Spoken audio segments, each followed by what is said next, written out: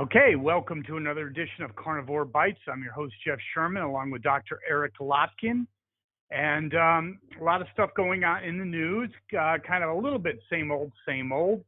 But one thing that I'm struck with is, you see more and more and in fact, being a little older and used to certain status quos, are we in the midst of a cultural revolution? I think that's a fair question to ask. It is a fair question. The short answer is I'm not sure. We seem to have all of the makings of a cultural revolution. The question is it going to have legs?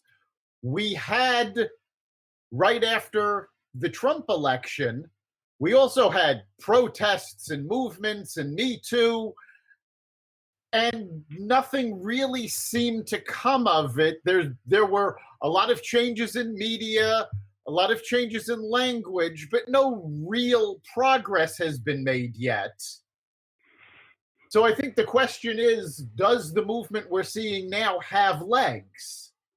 I think it really does. I think there's a whole youth underbelly, for lack of a better word, that is really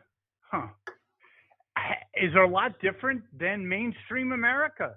And I think it's kind of evident. I don't know how big that sector of the population is, but I do think that it's there. It's definitely there. I'm not so sure that's a positive, though. Yeah, I would agree. We had the same youth movement years ago with Occupy Wall Street that went nowhere. And now this same youth movement, their big rallying cry seems to be defund the police, abolish the police. And the fact of the matter is that's not going to solve the problem. So while they've got this energy, they've got this momentum, they don't actually have any solutions. And the big thing that concerns me, first of all, defunding the police is a horrible idea. You're punishing the 98% of police that are good people and good at their job for the few bad apples. And what you're going to see is less law enforcement and rises in crime. More importantly, though, it's not the police force that is protecting these bad cops. It's the police union. And since most of these younger people and the folks that are pushing for change are Democrats are beholden to the unions. I don't know that they're going to have the political will to really do anything that matters. I don't know that either. But I do think that increasingly with AOC and others and the movement kind of in the party, it seems like it's something they cannot dismiss, this new radical element. They just can't. Well, no, but again, that radical element is very pro-union.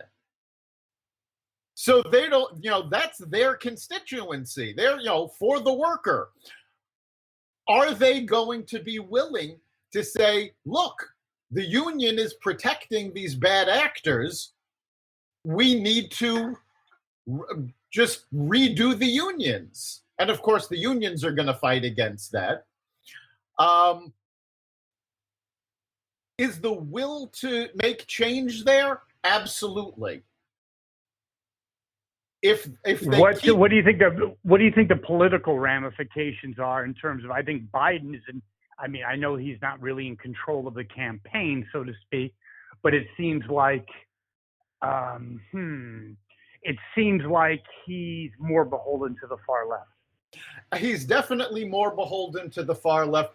Politically, honestly, I don't think this is going to make much of a difference. The areas that this is happening in the most strongly are Democratic strongholds. So I think what you're going to see is that the Democrats are going to be able to turn out votes to keep the House. I don't think they're going to be able to turn out enough votes outside of their areas to swing the Senate. And I think you're going to have the situation with Trump, same as you did in 2016. He's going to lose the popular, but he'll win the electoral. I think you're probably right. Any final thoughts? I'm very skeptical of any movement. I hope I'm wrong, because we need change. I think the only, like I keep saying about Trump, the only thing that can beat Trump is Trump. The only thing that can beat this movement is the movement itself.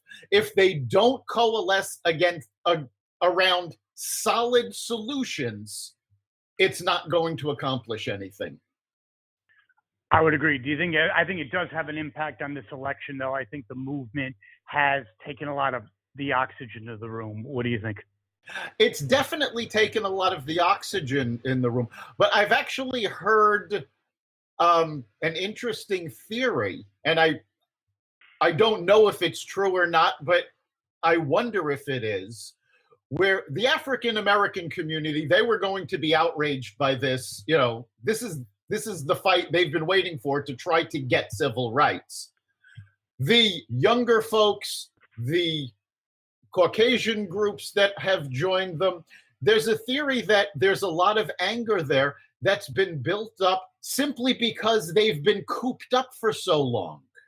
Mm-hmm. And is that sustainable?